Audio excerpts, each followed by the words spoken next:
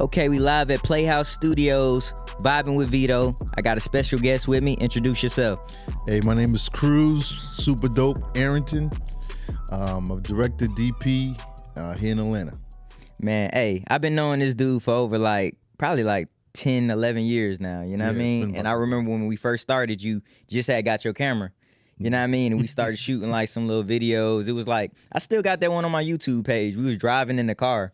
We was doing that one. Little documentary. Yeah, it was off of Bankhead. We was driving up the street, a little documentary, you know what I mean? We was at Club Bankhead. Yep. We did a couple of shots, man. It's crazy to see that how you elevated from then to now, you know what I mean? Yeah. So tell the people how you got into the whole thing when it comes down to the camera work and videography.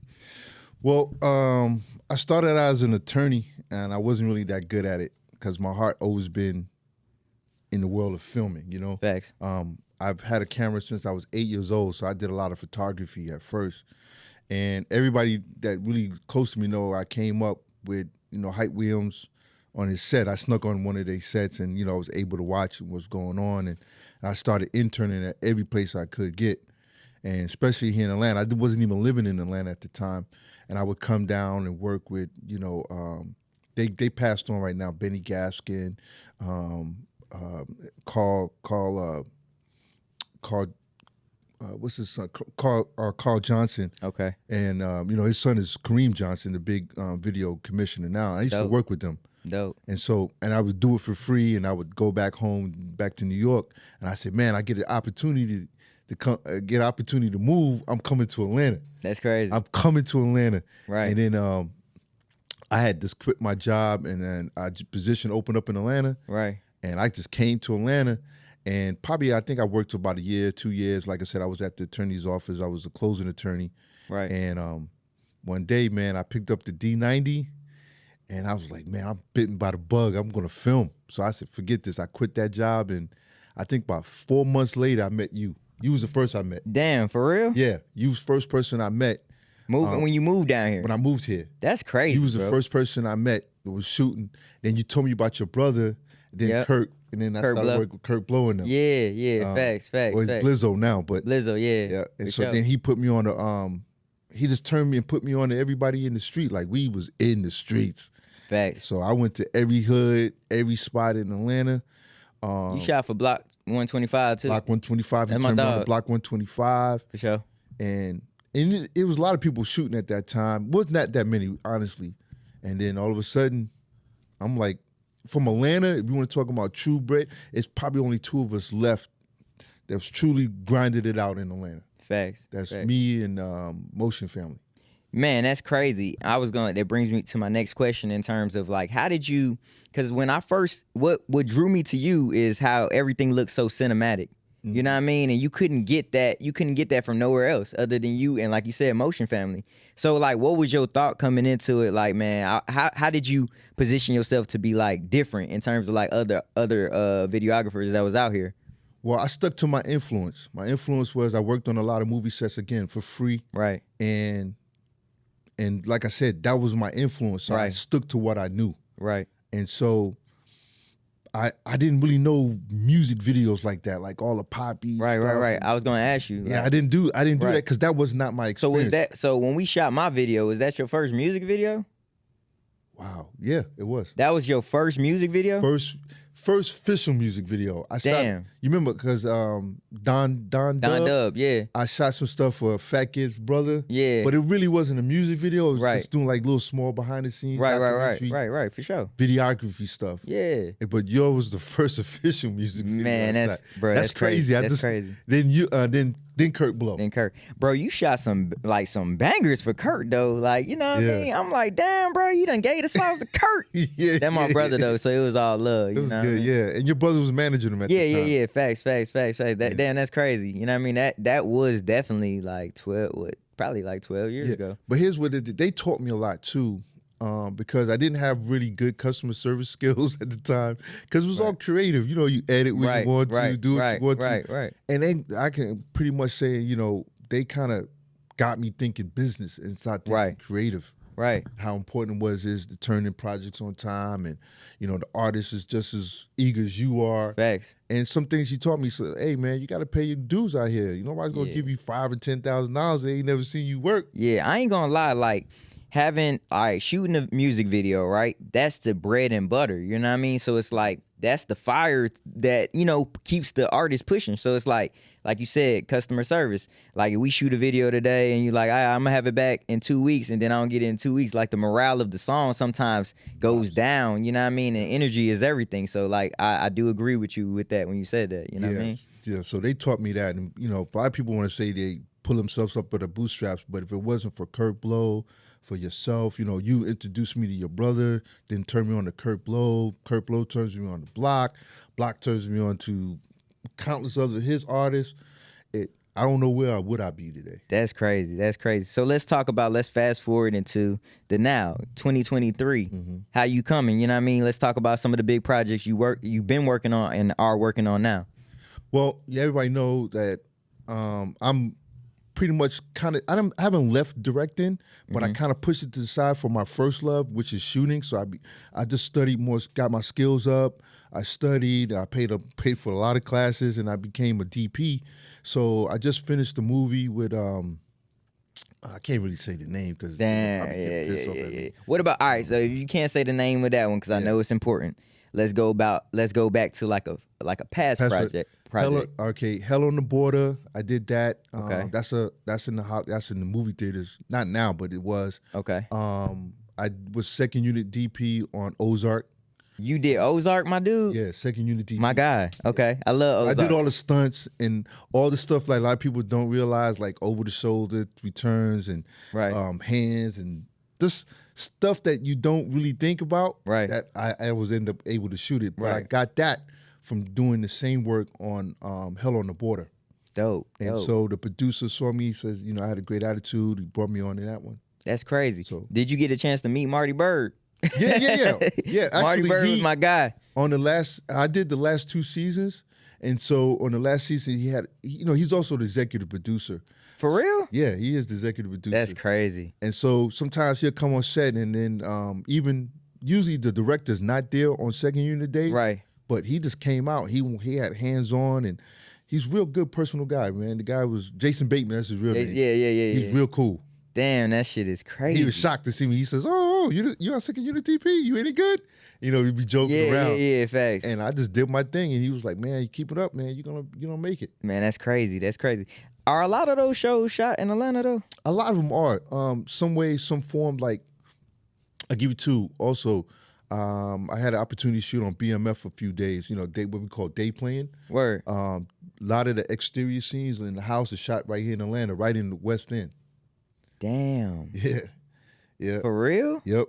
A lot of it shot in the West End. So BMF was shot here. Damn. Majority of it, that's yeah. Crazy. That's crazy. Unless they do outside scenes showing the city, but that's just pickup stuff that I would do normally as a second unit DP. I always wanted to be like an extra, but like have a role or some shit like in a movie. Like, I mean, but I just never jumped out there to do it. You know what I mean? What advice would you give somebody that's looking to get into the movie lane? You know what I mean?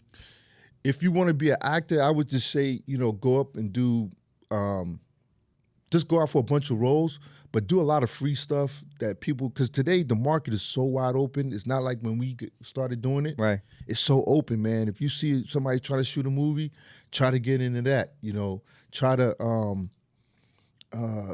go for everything, like even be extras. Being extras has helped a lot of these actors that I see now. Jesse, he's a uprising actor right now. Right. And man, for 2 to 3 years, I think he was just doing extra work. Damn. Johnny Ramirez. And then he finally got a role. Yeah. He was great talent, but right. People see your face and they says, "Oh, maybe here," and they kind of think they know you. They gravitate to it. And they give you an opportunity. That's dope. Gotta be seen, bro. Gotta be seen. It's just like anything, you know what I mean? Like if you're really going hard at something, you want to put yourself out there. You know what I mean? So I agree with that. I just always had the urge to do it, like the interest to do it. It's just like, music is my first love. You know what I mean? Then now I'm branching off into, you know what I mean, doing my podcast thing. You know what I mean? And it's just like I think just being an entertainer, period, is my lane. You know what I mean? Yes. Man, I like I said, man, I'm so proud. I've been following Thank you on you. the gram. Thank you. I don't know if we've gotten disconnected over the years. Yeah, for sure. But man, I respected you. I could tell you, man, ain't nobody got a stronger grind than you, brother. And I don't think you get enough flowers, and people don't know. You, to me, are a staple mate here in Atlanta. Damn. And I don't care what all these young kids do. I've been grinding in these streets over 10 years. And so I seen it all. I seen it come. I done shot for Rollo. Name me one person in this place I haven't shot for. Rollo, anybody. I've shot them all. Damn. And like I said, nobody is giving you the respect. I don't know if they do, but I'm giving it to you right now. Nah, that's love. That That's I've love. seen Thank your you. grind from Thank you. from one. And you always been an artist. You always been thorough. You always been, dropping jewels. So I just want to say thank you, Man, thank you, bro. Thank you, bro. Real talk. Yeah. So 2023, man, you know what I mean? You said you got some big projects in the making. Yeah, I do. You know what I mean? What can we expect them to be in theater? Can we expect them to be on HBO Max? Can you at least say that? Can you give us a little spoiler? Well, here's the thing: is a lot of the movies that I've been doing right now is going straight to Tubi. Hard. Yo, Tubi, I heard is the lane right now, bro. It is the I heard lane. they eating like people eating off that Tubi. They are, but they're cleaning it up though. So a lot of the, how would I put it? A lot of the street movies. And there's nothing wrong with street movies. I just think the way some of these people are going about doing them, Right.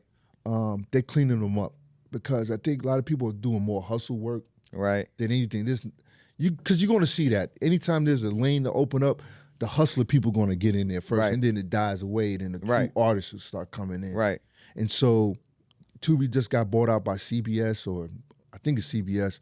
Damn. And so, they cleaning up a lot of stuff, a lot of. So it's gonna be aggregators. harder to get your movies on there now. They're going to require better quality, and they pushing out a lot of old aggregators that's been doing filmmakers wrong.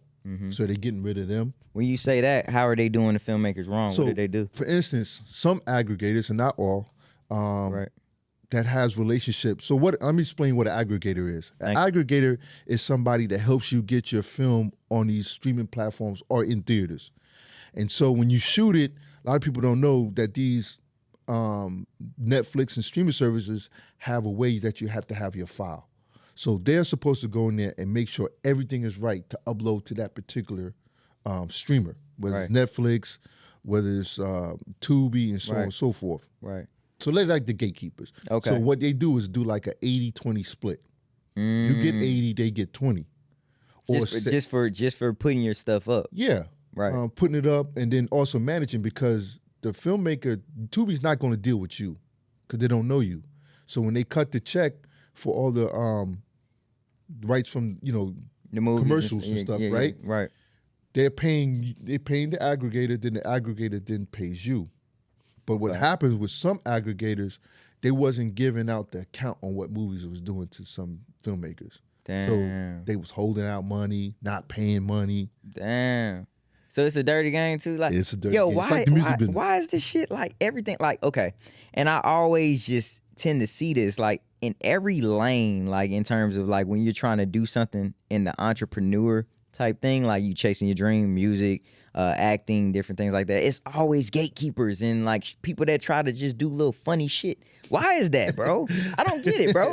Why can't people just do the business correctly? Because like I said, for the people that are doing good business, and I do know some that are doing good business, Salute to them. yeah, you put a stain on their name because everybody now is like, oh, this guy's going to try to rob me off. And that's not it.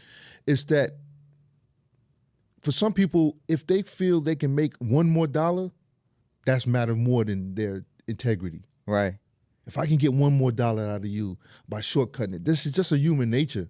I think as filmmakers, we have to educate ourselves. Right. And hold people accountable. And I Right. think that's what it happens. Right. But it only happens for a short time, right? Right. So you're talking about Tubi's been, since the pandemic is blown up. And after that, now you're talking about a year, 2 years. Now they're cleaning it up. So it's a slight thing for Right. bad guys Right. nowadays. I feel you. Because people going to, like yourself, you're going to speak about it. You know Right. what I mean? Facts. So that time is wearing out. I just think as a filmmaker, you need to educate yourself on that too. Right. Let me ask you this: has the writer's strike has that like slow business down for you, or For me and my company, yes. If we only did that side of the business, Right. what I call big Hollywood stuff, right? Right. So it's only in Hollywood stuff, or Yeah, was it but like independence is not- no. Okay. I was asking. So like for the people that's gonna be viewing this, like what was going on with the writer strike? Well, the writer's strike, again, they don't know how they were getting paid or how they getting demonetized because everything is going to streaming. And so their question is, well, it's not conventional TV anymore. They're Right. not making ad revenue on their stuff. So we don't know how we are getting paid. How are we supposed to Compete. Like, yeah, what's the calculation? If this been streamed 10 million times, what does that equate to? right. Even with the record business, it's all about Yeah, that. that shit is weird. Nobody bro. knows what that is. Selling records used to be, all right, you sell 1 million records, you're gonna get $1 million. At least- What is this stream? At least You 10 get- million, right? Yeah, 'Cause 10 million. Yeah. That's what I'm saying, like 10 million. But it's like you getting like cents off a dollar off of streaming. You know what I mean? It's crazy. Because nobody's actually buying the movie. Nobody's buying the movie or buying the show. They're kind of streaming it because it's built into their monthly plan. So what is that worth? And so I'm not taking up for the streamer. It's just that it's not clear. Right. And so when Right. a lot of stuff goes into syndication, well, when does it go into syndication? Right. Seasons or just watch hours? Right. So nobody knows. That's crazy. And so they don't know how to get paid, so they block in, and now I think there's going to be a director strike coming soon. Damn. So is the writer strike over or like are No. Damn. Hopefully we want to be over by August. I ain't gonna lie, this shit seemed like it's been going on since like February, bro. Cause I've been meeting people and they were like, yeah, whatever, we're not. I think we it were started in February, Yeah, like but it messed up, I think, March and April with a lot of shows starts gearing up to start shooting. right. It went dead. That's I crazy. lost 3 shows like that. You lost 3. 3. Yeah, That's I was supposed to shoot on. That's crazy. This episode is sponsored by Stay Safe Chasing Money. You can get your apparel at shopselfdriven.com. So let's go back. So you said you lost three shows, like 3 shows I was supposed to shoot on. They was, again, gearing up to shoot. They were still writing because there was Right. a couple episodes that wasn't quite finished. Right. So it was writing, and that just halted.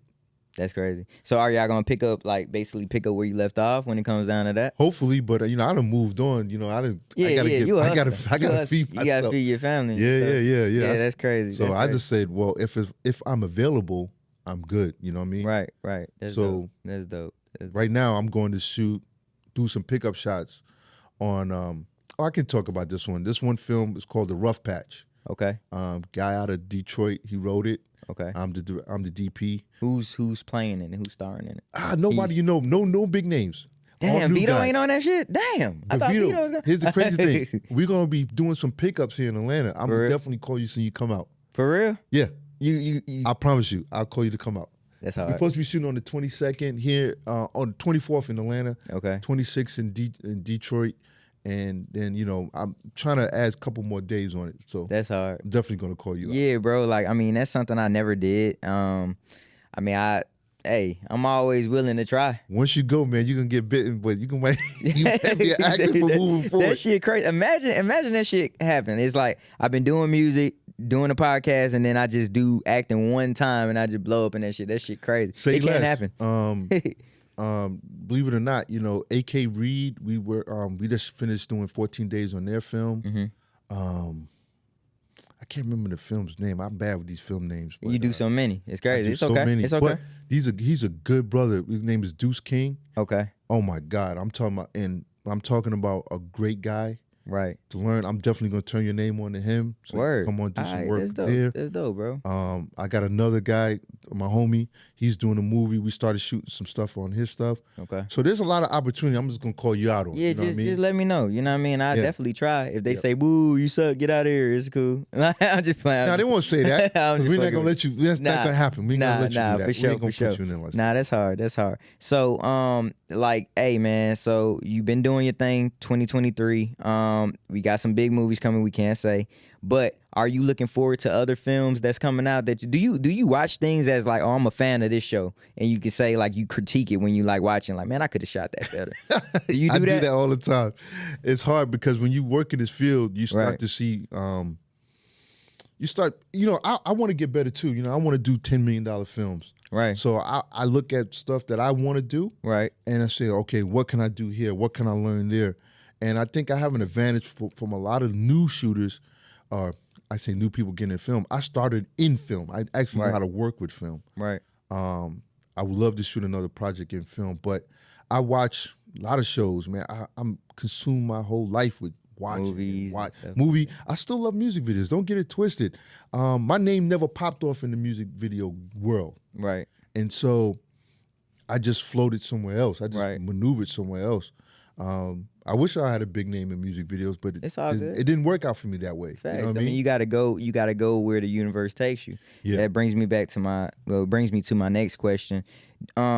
What's your mantra? Like when you wake up each and every day, like how do you basically set the tone for the week or for the day for success?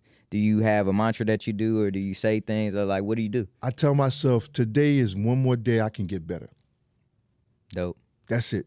Dope. Because again, you know, I don't have a set routine. I try to go to the gym, Right. but a lot of times I'm only taking a lot of phone calls.